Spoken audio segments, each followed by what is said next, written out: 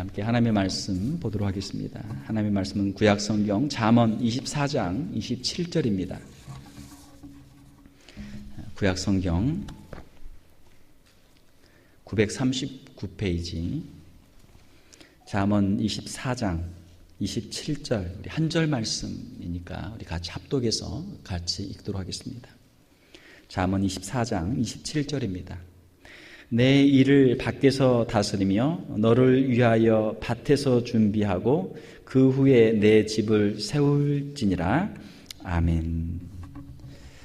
우리가 잠언에서 하나님이 주신 지혜들을 우리가 함께 살펴보고 있는데요. 오늘 함께 읽으신 말씀 가지고 우선순위를 아는 지혜라는 제목으로 말씀을 전하도록 하겠습니다. 오늘 본문 말씀을 우리가 읽어보면 도대체 이 말씀이 무슨 말씀인가 한두 번은 우리가 읽어야 되는데요. 자, 내 일을 밖에서 다스리며, 자, 밖에서 바깥 일이 있어요. 바깥 일, 밖에서 할 일이 있어요. 밖에서 할 일을 하고, 너를 위하여 밭에서 준비하고, 옛날에는 이제 밭에서 농사를 지으니까 밭에 일이 많아요. 밭에서 일을 하고, 그리고 그 후에, 그 다음에 내 집을 세울지니라. 그 다음에 와서 집안일을 하는 것이죠. 집을 세운다. 자, 여기에 대해서 이제 여러 가지 이제 많은 해석들이 있는데요. 자, 우리 간단하게 해석을 해보면은, 밖에서 다스린다. 밖에서 할 일이 있는 거예요. 밖에서. 그리고 밭에서 준비한다. 농사를 짓는 것이죠. 자, 이것을 보게 되면은 우리 어릴 때를 보게 되면 아침, 농부들은 아침 일찍 일어나요. 해 뜨기 전에 일어나서 논에 밭에 가서 일을 하고, 그리고 이제 아침이 되면 아침을 먹고 다시 또 일하러 나가요. 일하고 또 한참 일하고 있으면은 집에서 이제 여자들이 음식을 준비해가지고 나가면 거기서 이제 먹고 밭에서 먹고 또 일을 하는 거 밭에서. 그리고 이제 해가 지려고 하면 해가 지면 일을 못 하니까 해가 지면 이제 집에 와서 먹고 이제 씻고 자죠. 그리고 이제 그 다음 날 또 새벽같이 해 뜨기 전에 일어나서 또 일하러 가는 거예요. 해가 떠 있을 때 밖에서 일을 하는 것이죠. 해가 지면 밖에서 일을 못 해요. 지금은 이제 여러 뭐 조명이나 이런 게 있지만 옛날에는 없기 때문에 해가 지면 일을 못 해요. 우리 찬송가에도 있잖아요. 지는 해 빗긴 볕에 힘써서 일하라. 해가 지면 일을 못 하는. 그러니까 아직 해가 있을 때, 일할 수 있을 때 열심히 일을 하라라고 하는 것으로 해석을 할 수 있는 것이죠. 너를 위해서 밭에서 준비하라. 또 우리가 그 농사를 보게 되면은 특별히 농번기, 철이 있습니다. 그걸 해야 할 때가 있어요. 파종을 해야 할 때가 있고 또 추수를 해야 될 때가 있어요. 그 때를 놓치면은 파종하는 시기를 놓치면은 이게 이제 느려지고 곡식 성장이 느려지고 또 추수가 느려지면 벌써 이게 다 떨어져서 다 썩고 다 버린단 말이에요. 그러니까 딱 그 시간이 딱 있어요. 라이트 타임이 딱 있어요. 그래서 우리 부모님들이 아이들에게도 야, 인생 젊을 때가 얼마나 좋은 줄 아냐. 젊을 때 공부할 때 공부해야지. 나중에 공부하려면 힘들다. 다 때가 있다. 부모님이 인생을 살아봐서 열심히 이야기를 하는데 아이들은 아직 인생을 안 살아봤기 때문에 영원히 어리고 영원히 젊을 줄 안단 말이에요. 그러니까 나중에 하면 되지. 애들은 안 하는 거예요. 그런 어른들은 이제 벌써 인생을 살았기 때문에 그 어렸을 때 젊을 때가 얼마나 중요한 시기고 그때가 그 일을 하는 것이 꼭 필요하다는 것을 아주 절감하는 것이죠. 밭에서 준비하고 그 다음에 그 후에 내 집을 세울지니라. 그래서 긴급한 일, 먼저 해야 될 일, 그 시간이면 할 수 없는 일들을 먼저 하고 그 다음에 집안에서는 또 할 수 있는 일들이 있으니까 그 다음에 해도 된다. 이렇게 이제 일반적으로 해석을 많이 합니다. 주석에 보니까 또 어떤 분은 이것을 해석하기를 어떻게 해석을 했냐면 내 일을 밖에서 다스리며 너를 위하여 밭에서 준비하고. 자, 밭에서 준비하는데 무엇을 준비하는가?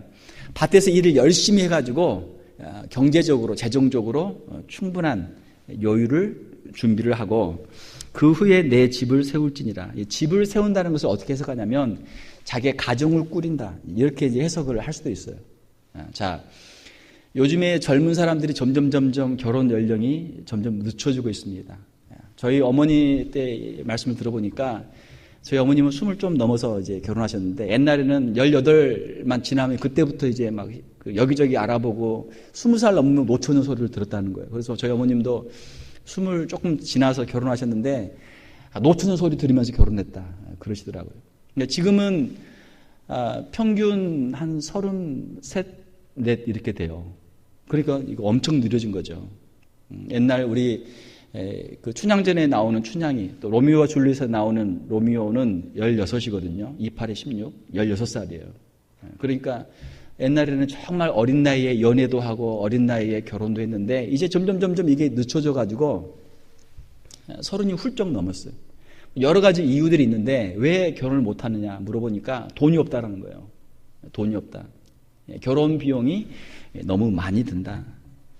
그래서 이 본문 말씀을 이제 그렇게 해석할 수도 있는 거죠. 밭에서 열심히 일을 해서 돈을 벌어서 돈을 준비해서 나중에 내 집을 세우라. 나중에 결혼을 할 수 있다. 모든 총각들, 모든 처녀들은 환상적인 사람을 기대하죠. 환상 속의 여자를 남자들은 상상하고 또 여자들은 환상 속의 남자를 상상하죠. 멋있는 키도 크고 얼굴도 잘생겼고 매너도 좋고 막 능력도 많고 여러 가지 좋은 조건들을 많이 생각한단 말이에요. 자, 그런데 그렇게 완벽한 사람이 있습니까 없습니까? 없어요. 그런 완벽한 사람은 드라마나 영화나 나오지 실제는 없단 말이에요. 간혹 실제 그런 사람이 한두 명 있을 수는 있겠지만 그 사람이 여러분하고 결혼하겠어요? 여러분하고는 안 하죠. 그런 완벽한 남자는 완벽한 여자하고 할 거고 완벽한 여자는 완벽한 남자하고 할 거니까 준비가 안 된 사람하고 안 한단 말이에요. 결혼을 잘 하려면 어떻게 해야 돼요? 좋은 아내를 얻으려면 자신이 먼저 좋은 남편으로 준비가 돼야죠. 자기가 먼저 준비가 돼요. 자기가 준비가 안 되고는 아무리 좋은 사람이 있어도 쫓아다녀봐야 스토커 소리나 듣지 좋은 소리 못 들어요. 그러니까 먼저 자기가 준비를 잘 해야 되는 것이죠. 제가 좀 이렇게 찾아보니까 결혼을 이렇게 돈이 없어서 못한다 그러는데 돈이 도대체 얼마나 드는가 했더니 신혼부부 결혼 비용으로 한국 기준으로 2억 7천만 원이 든다고 그래요. 2억 7천만 원. 집값이 1억 9천만 원. 결혼 비용이 70%고 나머지가 이제 여러 가지 비용이 들어서 그렇게 많이 든다고 합니다. 그러니까 부모들이 한국에서는 부모들이 자녀들을 결혼시키기 위해서 그 결혼 비용의 약 절반 정도, 1억 3천만 원 정도를 부모들이 댄다고 그래요. 어마어마한 돈이죠. 한국 사람들 돈도 많아요. 미국 사는 우리만 돈이 없지 한국 사람들은 돈이 많아. 애들 결혼한다고 1억씩 돈을 준단 말이에요. 이게 대단해요. 신랑 측에서 2억 7천만 원 가운데 신랑 측에서 1억 7천만 원을 대고 신부 측에서 1억을 대서 둘이 합쳐서 2억 7천만 원을 마련해 가지고 결혼을 한다고 합니다. 이게 모든 사람들의 이야기인지 몇몇 사람들의 이야기인지는 모르겠어요. 아무튼 그렇게 돈이 많이 들고 그렇게 하니까 결혼을 어떻게 하겠어요? 그 돈이 어디 있겠어요? 이제 막 대학 졸업하고 이제 그 직장에 취직하기도 어려운데 취직해봐야 돈 몇백 받을 텐데 그거 가지고 어떻게 결혼하겠어요? 그냥 못한단 말이에요. 그러니까 10년 동안 열심히 대학 졸업하고 돈을 벌면 겨우 한 30 중반 돼서 겨우 결혼할까 말까 하는 게 이제 한국의 현실이다 그러죠. 결혼식 비용이 5천만 원, 한국에서 결혼식 비용이 5천만 원이 들고 미국도 만만치 않아요. 미국도 결혼식 비용이 5만 불이 든다고 그래요. 5만 불이 든다. 그러니 결혼은 어떻게 하겠어요? 결혼 이제 못 하는 거죠. 근데 결혼을 꼭 이렇게 돈을 많이 들이고 해야 됩니까? 물 하나, 냉수 한 컵 떠놓고 서로 그냥 맞절하고 하면 안 됩니까? 할 수 있잖아요. 그러니까 비싼 몇백 불짜리 그 식사를 하면서 호텔을 빌려가지고 몇만 불씩 쓰면서 애들은 집도 없고 아무것도 없는데 그렇게 할 필요 있어요? 결혼식을? 그래서 이 잠언 24장 27절 말씀은 이것을 이제 그 내 집을 세울지니라라고 하는 것을 이제 결혼으로 생각을 한다면 그 집을 세우기 위해서 물론 이제 지금 이제 여러 가지 뭐 집장만도 하고 여러 가지 살림살이도 장만하고 이제 돈이 들겠지만 또 옛날 이스라엘의 그 관습을 보게 되면은 신부를 데려올 때는 신부의 아버지에게 지참금을 줘요. 지참금을 주고 신부를 데려옵니다. 그게 이스라엘의 또 고대 근동의 하나의 풍습이었어요. 그러니까 딸 많이 가진 아버지들은 부자예요. 딸 하나 보낼 때마다 돈을 받는 거야. 그 신랑 후보로부터 자 줄을 서시오 해서 딱 액수를 딱 정해내면 그걸 가지고 온 사람한테 딸을 주는 거야. 그러니까 신부 아버지는 이 돈을 많이 법니다. 신부 어머니는 슬프겠죠. 딸을 이제 헤어져서 이제 보기 어려우니까. 그 지참금을 주고 데려오는데 보통 평균 얼마를 줬냐면 그때 그 관습으로 보게 되면은 은 30세겔, 은 30세겔을 주고 지참금을 주고 그 신부를 데려왔어요. 그러면 도대체 이 은 30세겔이 얼마나 되는 돈인가? 은 한 세겔은 노동자의 4일 품삯입니다. 그러니까 4일 동안 열심히 일하면은 은 한 세겔이에요. 그러니까 은 30세겔이면은 넉 달치 월급이에요. 넉 달치 월급을 주고 신부를 데려오는 거예요. 자, 넉 달치 월급을 딱 내면은 신부 아버지가 볼 때, 이 녀석은 돈이 있고 능력이 있구나. 그러니까 내 딸을 데리고 가도 굶기지 않고 충분히 잘 먹일 수 있겠구나 하고 안심하고 애를 이제 자기 딸을 이제 보내주는 거죠. 4개월치 월급이에요. 한 달에 3,000불을 벌면 3, 40이 12,000불이고 한 달에 한 5,000불을 벌면 4, 5, 20, 한 2만 불. 신부 몸값이 2만 불이에요. 2만 불. 2만 불 주고 데려오는 거예요. 옛날에는 그 신부를 데리고 올 때 돈을 줘서 그렇게 며느리들을 그렇게 옛날에는 그렇게 종부리듯 부렸나 봐요. 옛날에는 신부를 사왔기 때문에. 지금은 이제 미국 같은 경우 남자들이 프로포즈를 하죠. 반지를 가지고 프로포즈를 하는데 프로포즈 할 때 반지를 주잖아요. 반지를 얼마짜리 반지를 주느냐. 미국에서 지금 평균 남자들이 자기들의 2달치 월급을 가지고 반지를 사서 프로포즈를 한다고 그래요. 만약에 한 달에 3,000불을 벌면 6,000불짜리 다이아 반지를 사가지고 그거를 딱 이렇게 무릎을 꿇고 Will you marry me 하면서 반지를 딱 주는 거예요. 또 만약 한 달에 5,000불을 벌면 10,000불짜리 다이아 반지를 사가지고 무릎을 딱 꿇고 Will you marry me 하면서 반지를 딱 주는 거예요. 야, 제 아내를 볼 때마다 제가 너무 미안해가지고 너무너무 미안해가지고 그렇게 못해줘가지고요. 아마 지금 결혼하라고 그러면 저도 못할 것 같아요. 지금 하라고 하면 저도 못할 것 같아요. 야, 그 비싼 다이아 반지를 어디서 구하고 그 비싼 또 집을 또 어디서 구하고 참 정말 힘들겠어요. 우리 청년들 참 불쌍해요. 우리 미혼 청춘들 참 너무 불쌍해요. 자, 아무튼 중요한 것은 이 본문 말씀에서 말씀하고 있는 것은 우선순위를 아는 것이 지혜다라는 것이죠. 우선순위. 무엇을 먼저 하고 무엇을 나중에 해야 되는가. 그러니까 아무리 결혼하고 싶어도 열심히 일해서 모아놓은 게 없으면 절대 결혼할 수 없다라고 하는 것을 깨달아야 된다라고 하는 것이죠. 우선순위를 아는 것이 지혜이다라고 하는 것입니다.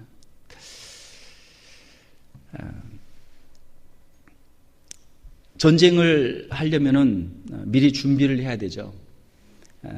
우리가 삼국지나 또 여러 이제 전쟁의 그 역사들을 보게 되면 명장들은 전쟁을 하기 전에 알아요. 자기와 자기의 능력과 또 적군의 능력을 알아요. 그래서 자기가 질 전쟁은 절대 안 해요. 절대 안 해요.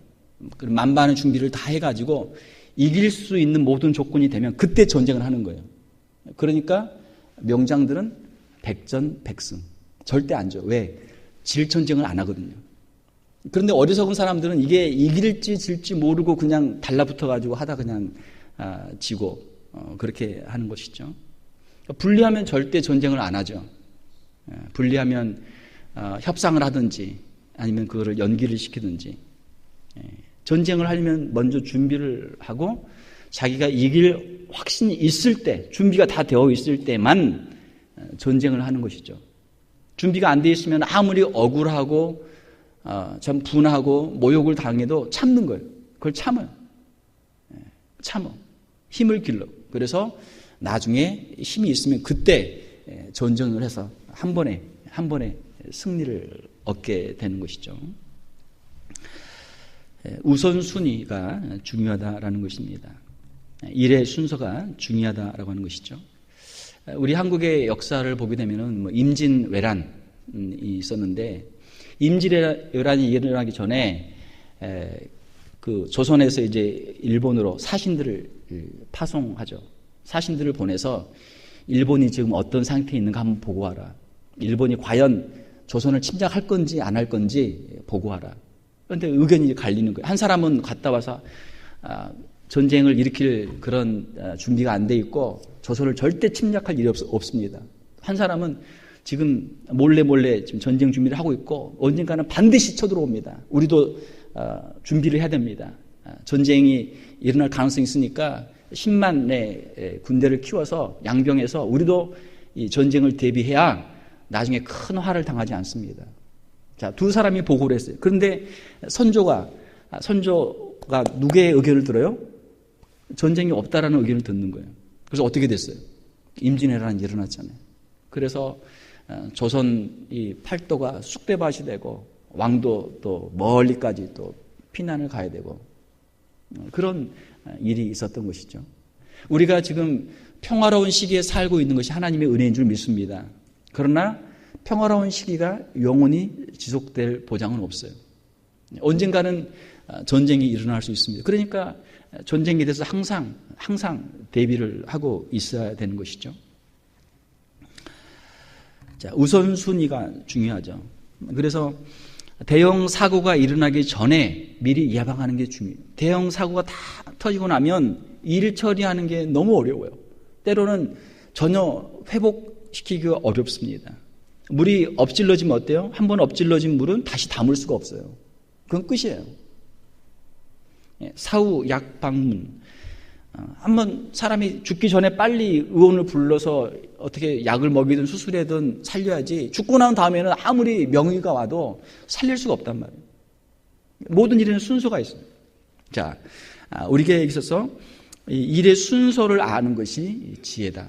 과연 무엇을 먼저 해야 되고 무엇을 나중에 해야 되는지 아는 것이 지혜다라고 하는 것이죠. 자, 두 번째로 우리가 이 말씀에서 우리가 생각할 수 있는 것은 미래를 준비하는 것이 지혜다라고 하는 것이죠. 미래를 준비하는 것이 지혜다. 리더의 지도자의 자격 조건, 최근에 이제 많은 사람들이 생각하고 있는 리더의 첫 번째 조건이 뭔지 아세요? 리더의 첫 번째 조건은 미래 예측 능력이에요. 과연 앞으로 어떻게 될 것인지. 예를 들어서 비즈니스 하는 사람들, 과연 이쪽 비즈니스가 앞으로 잘 될 것인지 안 될 것인지, 앞으로 어떤 것이 유행할 것인지. 간단하게 주식이다 그러면 어떤 회사가 앞으로 잘 될 거고 어떤 회사가 앞으로 망할 건지 그것만 알면 되잖아요. 그걸 모르니까 지금 이거 안 되잖아요. 비즈니스 할 때도 앞으로 어떤 업종이 잘 될 거고 어떤 업종이 안 될 건지 미래를 미리 예측할 수 있는 능력이 있는 사람이 지도자가 돼서 그쪽에 투자를 하고 그쪽의 제품을 만들면 그 기업은 성장하는 거죠. 그런데 안 될 거 자꾸 붙잡고 있으면 어때요? 그건 안 되잖아요. 그래서 지도자에게 있어서 가장 중요한 능력은 바로 미래 예측 능력이에요. 근데 미래 예측 능력은 모든 사람이 다 가지고 있는 게 아니고 아주 극소수의 특별한 사람들만 가지고 있어요. 그래서 지도자는 아무나 되는 게 아니고 극소수의 특별한 사람들만 되는 거예요. 그런 미래 예측 능력을 가지고 있는 사람들이 지도자가 될 때 그 조직이나 그 기업이나 그 국가나 그 공동체가 흥하는 것이고, 미래에 대해서 앞이 깜깜하면 소경이 소경을 인도하는 것처럼 지도자가 한 걸음 앞을 내다보지 못하면 그 뒤 따라가는 사람들은 가축 구덩이에 다 빠지는 거죠. 자, 미래 예측 능력이 첫 번째 조건이고, 두 번째가 리더에게 필요한 조건은 두 번째가 창의적 사고력. 새로운 것을 만들어내는 능력이에요. 창의적 사고력. 그러니까 새로운 시대를 맞이하면서 새로운 뭔가를 만들어내야 그 사람이 새로운 시장을 선점할 수 있고 많은 사람들을 이끌어갈 수 있는 지도자란 말이에요. 남이 이미 다 만들어 놓은 거 뒤에 따라가면 그 사람은 팔로워지, 그 사람은 리더가 아니란 말이에요. 아무도 하지 않는 것을 하면서 사람들을 끌고 가야 리더가 되는 거죠. 창의력이 지금 필요하다. 그래서 한국이나 미국이나 이제 교육에서 중요한 건 창의력이에요. 물론 이제 가장 기본적인 건 이제 암기력이지만 암기력에서 끝나가지고는 리더가 될 수 없는 거예요. 창의력이 있어야 돼요. 그래서 좀 엉뚱한 거를 자꾸 생각을 해야 돼요. 지금까지 하나 없었던 것들. 에디슨 같은 사람, 발명가들. 그런 아이들이 많이 나와야 돼요. 그래서 우리가 교육할 때도 아이들이 엉뚱한 걸 이야기하면, 새로운 걸 이야기하면 그 칭찬을 많이 해줘야 돼요. 야, 기발하다. 한번 따라서 해봅시다. 정말 기발하다. 그렇게 이야기를 해줘야지. 야, 무슨 뚱딴지 같은 말도 안 되는. 이렇게 하면 창의력이 다 죽는 거야. 창의력이 다 죽어. 그러면 안 되고 이걸 키워줘야 돼요. 앞으로는 이제 지금도 그렇고 앞으로도 계속해서 언제든지 창의적 사고력이 있는 지도자들을 필요로 한다. 세 번째로는 도덕적 경영관을 가지고 있는 지도자가 필요하다. 도덕, 윤리, 도덕. 왜냐하면 높은 자리에 있게 되면 권세가 많이 있거든요. 권력이 많이 있거든요. 그러면은 그 힘을 가지고 부정부패를 많이 한단 말이에요. 자기를 위해서 힘을 가지고 자기의 개인적인 욕심을 많이 챙긴단 말이에요. 부정부패. 그러니까 이런 모든 능력이 있지만 그래도 정직한 사람, 청렴한 사람이 지도자가 되어야 뒤탈이 없는 거죠. 그런 사람이 지도자가 된다. 사랑하는 성도 여러분, 우리가 하나님 앞에 나와 기도할 때, 하나님의 말씀 앞에 우리가 순종할 때 하나님께서 우리의 장래 일도 하나님이 보여주시고 우리에게 하나님의 그 창조의 능력으로 창의적인 사고도 주시고 또 우리의 심령 가운데 하나님의 말씀으로 우리를 성결케 하여 주셔서 도덕적인 능력도 하나님이 허락해 줄 줄 믿습니다. 그러니까 신앙이 좋은 크리스찬들이 사실은 이 교회에서뿐만이 아니고 사회에서도 지도자의 역할을 충분히 할 수 있고 또 해야 되는 것이죠. 자, 미래를 준비하는 것이 지혜다. 우리가 창세기 41장에 보게 되면 요셉이 나오죠. 요셉은 지혜자입니다. 요셉은 어떤 지혜가 있었습니까? 앞으로 7년 대흉년이 오는 것을 깨닫는 지혜가 있었습니다. 7년의 대풍년이 있고 그 다음에 7년의 대흉년이 찾아옵니다. 사람들은 풍년이 들어도 농사가 왜 이렇게 잘 되지? 이게 웬일이야? 정말 이 수확이 잘 되네? 거기서 끝이에요. 앞으로도 계속 그럴 줄 알아요. 그게 1년, 2년, 3년, 4년, 5년, 6년, 7년 되니까 이제는 앞으로 계속 이렇게 되나 보다. 천만의 말씀. 7년 대흉년이 와요. 그런데 요셉 외에는 이 7년 대흉년을 준비한 사람이 아무도 없었어요.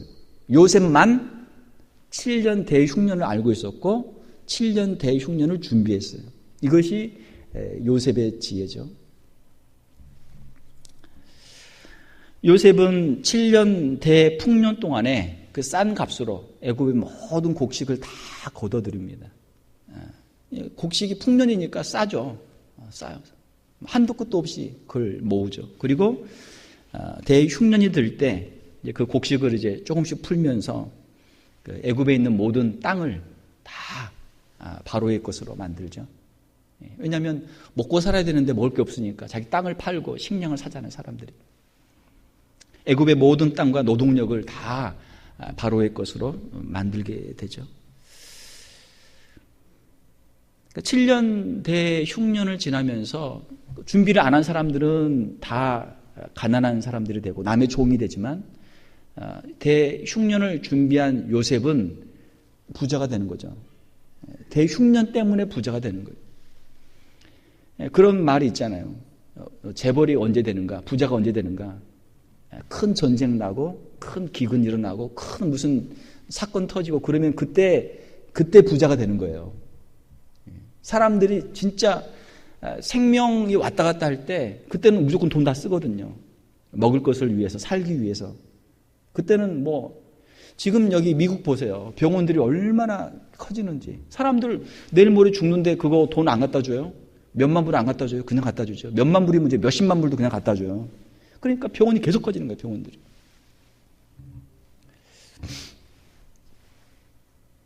요셉은 미래를 예측할 수 있고 미래를 준비할 수 있는 지혜가 있었습니다. 사랑하는 성도 여러분, 하나님께서 우리에게 계시의 영을 주시고 또 하나님께서 이렇게 지혜를 주셔서 미래를 우리가 바라볼 수 있고 미래를 준비할 수 있는 지혜자들이 될 수 있기를 주님의 이름으로 축원합니다. 미래를 준비하는 사람은 지도자고 그 사람은 리더가 되고 부자도 될 수 있지만 미래를 준비하지 않은 사람은 이 사람은 암울해요. 미래에 대한 대책이 아무것도 없기 때문에 미래에 소망이 없어요. 자, 세 번째로 영적인 교훈, 본문 말씀에서 우리가 배울 영적인 교훈은 무엇입니까? 그것은 다가오는 종말을 대비하라라고 하는 것이죠. 자, 우리 인생에 있어서 마지막 최후의 심판날이 반드시 있는 줄 믿습니다. 최후의 심판날이 반드시 있어요. 사람들은 지금 여기 미국에서 이렇게 좋은 데서 사는데 계속 이렇게 살 줄 알아요. 계속 이렇게 살까요? No. 우리 인생에 마지막이 있어요. 마지막이 있고 심판이 있어요. 요한계시록 20장에 보게 되면은 자기 행위로 구원을 받을 사람이 아무도 없어요. 하나님의 심판대 앞에서 그들의 모든 생각과 말과 행동이 다 드러나는데 하나님 앞에서 자기 행위로 하나님 앞에서 의롭다함을 받고 구원받을 사람이 아무도 없어요. 자, 그러면 어떻게 천국에 갑니까? 요한복음 3장 16절에 있는 것처럼 예수 그리스도를 믿음으로 우리가 영생의 소망을 얻게 되는 줄 믿습니다. 하나님이 세상을 이처럼 사랑하사 독생자를 주셨으니 이는 저를 믿는 자마다 멸망치 않고 영생을 얻게 하려 하심이니라. 예수 그리스도를 믿음으로 구원받는 줄로 믿습니다. 이것이 복음이에요. 이것이 복음이에요. 예수님을 믿음으로 구원받는다. 이게 얼마나 중요한 말씀입니까? 자, 저와 여러분들은 예수님을 구주로 용접한 하나님의 백성들인 줄 믿습니다. 예. 그러니까 오늘 이 자리에 있죠. 오늘 이 자리에 있는 분들 가운데 혹시라도 아직도 구원의 확신이 없는 분 있다면 기도하세요. 기도하시고 말씀을 읽으세요.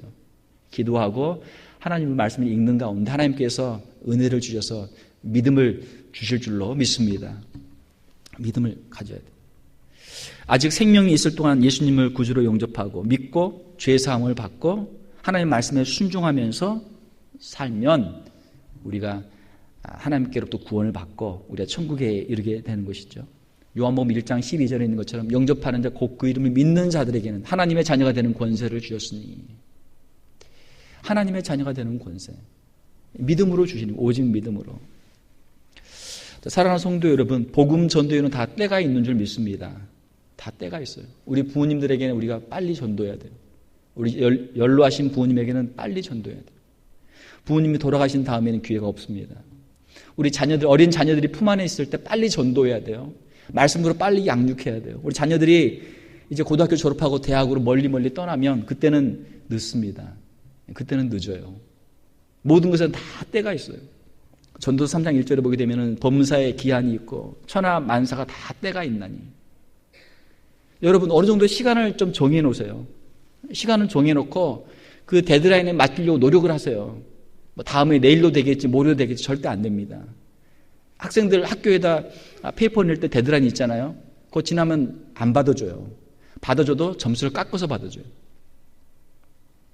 데드라인이 있어요. 안 돼요. 우리 영혼에도 우선순위가 있습니다. 요한 3서 1장 2절에 보게 되면은 하나님께서 우리 주시는 복에도 순서가 있어요. 제일 먼저는 무슨 복이 있어야 됩니까? 내 영혼이 잘 되는 같이. 영혼의 복이 먼저 와야 돼요. 영혼의 복이 없으면 우리가 이 땅에서 누리는 무슨 건강에도 한계가 있잖아요. 우리가 이 땅에서 누리는 어떤 세상의 비즈니스, 세상의 물질의 복, 그 한계가 있어요. 사랑하는 성도 여러분, 영혼의 복이 최우선순위인 줄 믿습니다. 우선순위를 알아야 돼요. 우리 인생에 있어서 과연 무엇이 먼저 있어야 되는지를 아는 것이 지혜잖아요. 영혼의 우선순위를 분명히 하는 것이 하는 사람들이 지혜로운 사람인 줄로 믿습니다. 우리 인생은 짧습니다. 히브리서 9장 27절에 있는 것처럼 한 번 죽는 것은 정하신 것이요 그 후에는 반드시 심판이 있으리니. 심판이 있어요. 인생을 이렇게 허송세월하면서 살다가 주님 앞에 갑자기 가게 되면 어떻게 돼요? 우리의 인생은 과연 무엇입니까? 우리의 짧은 인생은 하나님께서 우리를 위해서 준비하신 영원한 영생을 위한 지극히 짧은 준비 기간이에요. 자, 다시 말씀드릴게요. 우리의 이 짧은 인생은 무엇인가? 우리의 영원한 영생의 그 시간을 준비하는 준비 기간이에요. 죽기 전에 이 땅 가운데서 예수님을 믿고 죽은 사람은 천국에 가는 것이고, 예수님 믿지 않고 악한 사탄 마귀의 꾀임에 빠져서 세상대로 살다가 죽은 사람은 영원한 형벌의 지옥에 가는 거예요.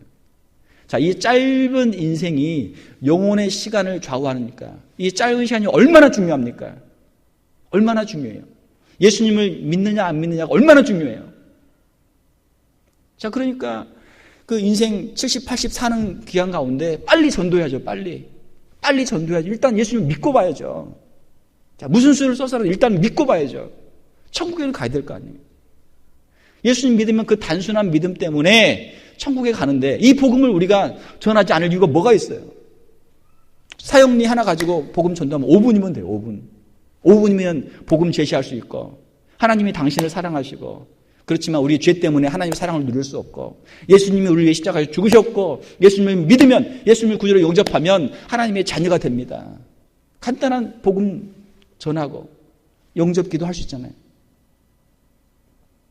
자, 평생의 그 시간을 사는 가운데 이 짧은 5분의 전도를 안 해서, 예수님을 몰라서, 예수님을 믿지 않아서 지옥에 간다면 얼마나 안타깝습니까? 말씀을 맺습니다. 오늘 본문의 말씀에서는 우선순위를 아는 지혜, 우리의 최우선순위는 복음을 전하는 거예요. 한 사람의 영혼을 구원하는 거예요. 전도가 제일 잘 되는 데가 어딘 줄 아세요? 병원이에요. 병원에 죽기 전에 환자한테 가면은 전도가 제일 잘 돼요. 죽음 앞에서 무엇을 생각하겠습니까? 내가 이제 어디로 갈 것인가? 그때 생각하는 거예요. 지금은 아무도 생각 안 해. 지금은 내 세대에서 아무도 생각 안 해. 병원에서 죽음의 문턱에 가야, 아, 이제 나도 죽을 수 있겠구나. 이제 슬슬 준비해야 되겠다. 너무 늦잖아요. 우리가 우선순위를 알고 이 땅 가운데서도 미래를 준비할 뿐만 아니고 우리의 영원한 내세를 우리가 기억하고 내세를 준비할 수 있는 지혜로운 하나님의 백성들이 다 될 수 있기를 주님의 이름으로 축원합니다. 함께 기도하겠습니다. 하나님 아버지, 이 시간 잠언의 말씀을 통해서 우선순위를 아는 지혜에 대해서 함께 생각했습니다. 하나님, 우리의 일에 우선순위를 잘 깨닫게 도와주시고, 미래를 하나님이 주신 지혜로 잘 예측하며 준비하게 도와주시고, 이 땅 가운데서 형통한 자들이 되게 하여 주시옵소서. 하나님, 무엇보다도 우리의 영혼의 구원을 위해서 최우선순위를 가지고 예수 그리스도의 복음을 증거하게 도와주시고, 많은 영혼들을 주께로 인도할 수 있는 우리 귀한 성도들 다 되게 하여 주시옵소서. 특별히 우리 연로하신 부모님들에게 복음을 전하게 도와주시고, 우리의 자라나는 자녀들에게 복음을 증거하게 도와주시고, 우리의 이웃들에게 복음을 증거하게 도와주시고, 아직 기회가 있을 때 최선을 다해서 복음을 전할 수 있는 우리 귀한 성도들 다 되게 하여 주시옵소서.